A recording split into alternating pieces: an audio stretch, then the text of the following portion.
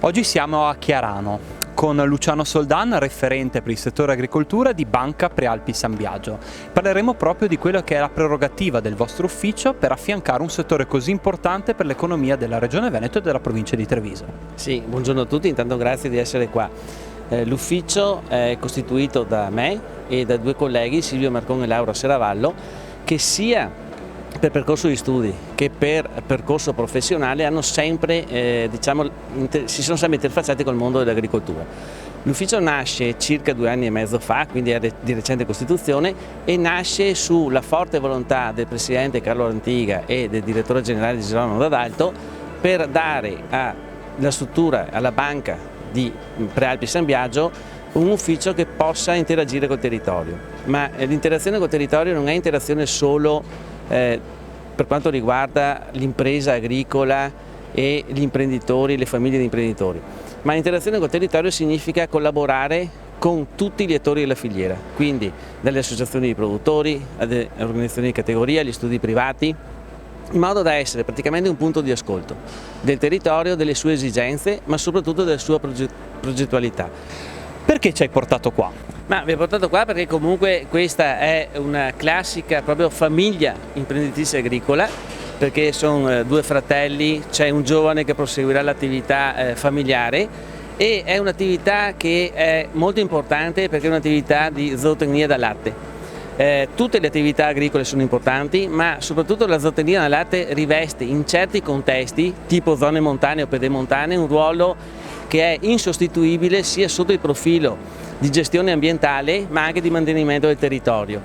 Penso che l'esperienza Covid-19 abbia insegnato a molti di noi che l'agricoltura è insostituibile, non solo perché ci fornisce il cibo, che è chiaramente il bene primario per la nostra sopravvivenza, ma soprattutto perché comunque permette a un territorio di svilupparsi e di vivere. La nostra classica azienda familiare, il papà che si divide dai fratelli con 2 figli, uno che studia, l'altro che era ancora piccolo, e alla fine crede in un progetto che viene condiviso dai figli. Mio fratello ha iniziato a 13 anni, io ho iniziato a 18 appena finite le scuole e abbiamo condiviso con mio papà la passione per gli animali. L'azienda si chiama appunto Borga Virginio e Figli perché il titolare non verrà mai dimenticato. Quello che ha fatto il papà in questa azienda è incredibile.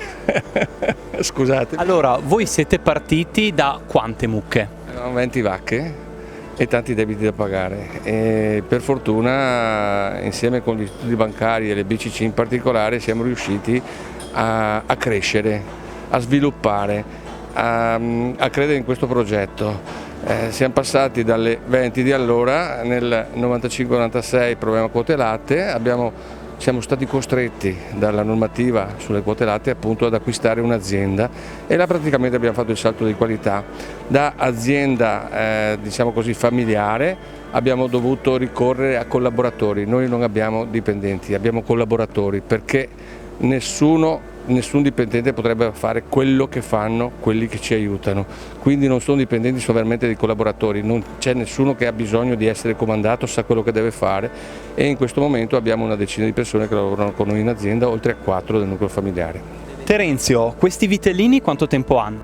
Questi hanno sui 15 giorni, 20 giorni, quando nascono praticamente stanno in cuccetta in solitaria per una decina di giorni, poi li mettiamo insieme in compagnia e vengono accompagnati nella crescita durante il percorso fino a quando hanno 6 o 7 mesi, trasportati nell'azienda che abbiamo adesso, fa tutta la parte della parte giovane dell'animale che viene fecondato e a 6 mesi rientra in azienda per entrare in produzione. Non abbiamo ricordato un importante ruolo del signor Terenzio per questo settore a livello veneto. Sì, che è il presidente dell'Associazione dei Produttori di Latte del Veneto, che è un'associazione che mette in risalto le nostre eccellenze dal punto di vista casearie e è un'associazione che è molto ma molto importante e riveste un ruolo importantissimo all'interno del nostro territorio regionale.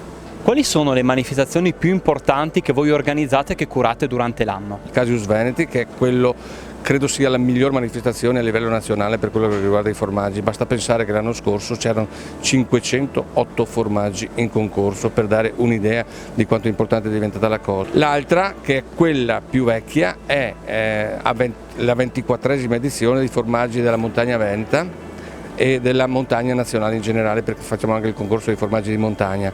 È partita 24 anni fa col solo bastardo e morlacco. In quegli anni non si potevano neanche produrre, perché era un formaggio troppo pericoloso al latte crudo. Adesso il bastardo è diventato un fiore all'occhiello delle nostre produzioni, il morlacco è addirittura presidio slow food e danno una risposta al territorio. L'Ufficio Agricoltura ha creduto nel nostro progetto perché conosceva il nostro progetto, ed effettivamente un grazie al Consiglio di amministrazione, alla Presidenza e alla Direzione che ci supportano anche quest'anno per quelle che sono, diciamo così, il fiore all'occhiello ormai delle manifestazioni anche a livello nazionale. Allora Giulia, abbiamo parlato della tua azienda, raccontaci un po' la tua esperienza e soprattutto che cosa contraddistingue questa realtà imprenditoriale. Allora, questa realtà, come ha spiegato prima mio zio, oltre ai vigneti e alle vacche da latte, negli ultimi 5 anni siamo andati anche verso un'energia green, pulita, e attraverso i reflui zootecnici praticamente convogliano in questa vasca. Andiamo a vederla? Sì, prego. E convogliando in questa vasca vengono immessi giornalmente all'interno di questo contenitore verde che si chiama digestore, e in assenza di ossigeno avviene una fermentazione che produce biometano. Il biometano praticamente viene estrapolato attraverso delle pompe, viene immesso in un motore che fa girare un alternatore e produce energia elettrica.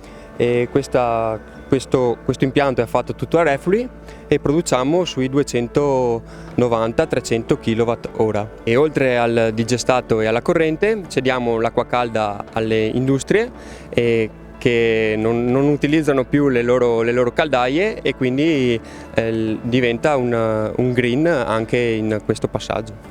Quindi siamo arrivati alla conclusione di questo servizio, abbiamo capito come il mondo del credito cooperativo può aiutare l'impresa ad arrivare a livelli molto alti, e soprattutto abbiamo visto un passaggio anche di testimone con un giovane imprenditore che crede nell'imprenditoria, crede nel mondo dell'allevamento. Noi sappiamo che c'è un ritorno dei giovani a questo settore e soprattutto mette la tecnologia e anche l'innovazione per far crescere imprese e portarle a questo livello.